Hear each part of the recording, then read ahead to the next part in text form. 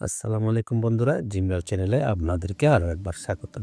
আজকে আমরা যাব জিমরার স্কুলে। অনেকদিন ধরে জিমরা আমাকে অনুরোধ করছিল আমি যেন জিমরাকে তার স্কুলে দিয়ে আসি এবং নিয়ে আসি। জিমরার পড়ালেখার বিষয়গুলো এবং স্কুলে আসা যাওয়ার বিষয়গুলো সবসময় তার মাই দেখে এবং মা মেয়ে আমাকে সবসময় বলে যে বাবা, আমার স্কুলে ঢোকা এবং বের হওয়া কত যে কষ্ট, তুমি যদি একবার যাও তাহলে তুমি বুঝতে পারবে মাম্মাম কত কষ্ট করে আমাকে নিয়ে। তাই আমাকে জিমরা রিকোয়েস্ট করেছে আমি যেন একদিন তার স্কুলে গিয়ে তার মাম্মাম কি ধরনের কষ্ট করে সেগুলো একটু দেখি। আজকে আমার অফিসে তেমন কোনো কাজ নেই, আমি ফ্রি আছি, তাই চিন্তা করলাম আজকে একটু জিমরার স্কুলে যাওয়া যাক। তাই আমি আস্তে আস্তে জিমরার ছুটির টাইমে জিমরার স্কুলে জিমরাকে আনার জন্য বের হলাম। আসলে স্কুলে গিয়ে প্রথমে আমি যে জিনিসটা উপলব্ধি করেছি সেটা হচ্ছে আসলেই স্কুলে বাচ্চা দেওয়া এবং নেওয়া কি পরিমাণ যে কষ্ট, সেটা আজকে আমি না গেলে অবশ্যই বুঝতে পারতাম না। আমি বাচ্চা নেওয়ার জন্য যে লাইন, আপনারা তো অবশ্যই দেখতে পাচ্ছেন এখানে বাচ্চা নেওয়ার যে লাইনটা, এটা অসম্ভব লম্বা এবং অনেকক্ষণ রোদের মধ্যে দাঁড়িয়ে থাকতে হয়। অনেকক্ষণ রোদের মধ্যে দাঁড়িয়ে থাকার পর আমি জিমরাকে নেওয়ার জন্য জিমরার স্কুলে ঢুকতে পারলাম। ঢুকে জিমরা আমাকে দেখে খুবই খুশি এবং সে খুব আনন্দিত আজকে পাপ্পা তাকে নিতে আসছে।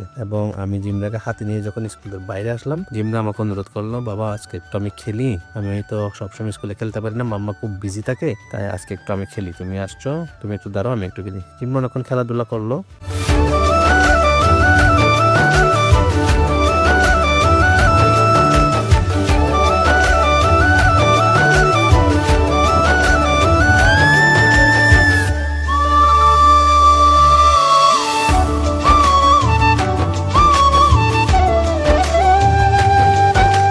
খেলাধুলা করার পর আমরা আস্তে আস্তে বাসার উদ্দেশ্যে রওনা হচ্ছিলাম। রওনা হওয়ার জন্য যখন আমরা স্কুলের একদম মেইন গেটে চলে আসছি, তখন স্কুলের সামনে যে জামাল খান মোড়টা, সেখানে একটা পানির ফোয়ারা আছে। বললো বাবা মাম্মামকে সবসময় বলে পানিতে নিয়ে যেতে আমাকে, মাম্মাম তো আমাকে পানিতে নিয়ে যায় না, আজকে তুমি আমাকে নিয়ে যাও, আমি পানিটা একটু দেখি। তা আমি জিমরাকে পানির ফোয়ারাতে নিয়ে গেলাম, সেখানে অনেকক্ষণ খেলাধুলা করলো।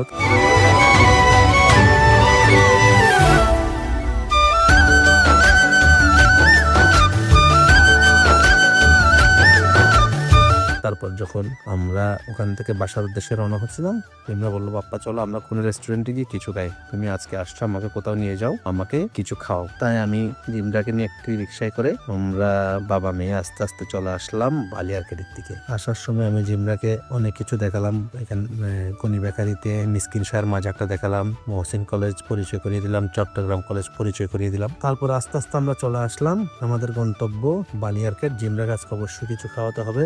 এবং যেই মাত্র বালিয়ারকেটের সামনে আমরা চলে আসছি, জিমরা খুবই খুশি, সে নিজে নিজে এসকেলেটার দিয়ে উপরে উঠছে।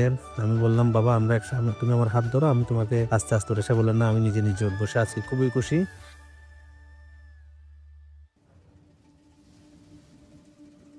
এবং আনন্দে সে লিফটে উল্টো উঠতে শুরু করলো। তারপর সে যখন বুঝতে পারলো এটা উল্টো উঠছে, সে হাসি দিয়ে আবার ঠিকঠাক মতো আমরা বালিয়ারকেটে এসেই আস্তে আস্তে উপর উঠতে থাকলাম। উপরটা আমরা ফুডকোর্টে গেলাম। ফুডকোর্টে গিয়েই জিমরাকে জিজ্ঞেস করলাম জিমরা তুমি কি খাবে। প্রথমে সে বললো আমার ভীষণ গরম লাগছে, আমার একটা জুস নিয়ে দাও। আমি জিমরাকে একটা প্রথমে জুস নিয়ে দিলাম। তারপর জিমরা তার পছন্দ মতো কেএফসি নিল, ফ্রেঞ্চ ফ্রাই নিল, আবার একটি কোক নিল। নেওয়ার পর সে খাওয়া শুরু করলো এবং খুব মাস্তি করলো, এদিকে দিয়ে ঘোরাঘুরি করলো এবং খুব আনন্দে আজকে তার স্কুলের পরের যে বিকেলের সময়টা সে খুব আনন্দের সাথে কাটালো এবং সে খাওয়া দাওয়া করে খুব খুশি হয়ে আস্তে আস্তে বাসায় চলে আসলো।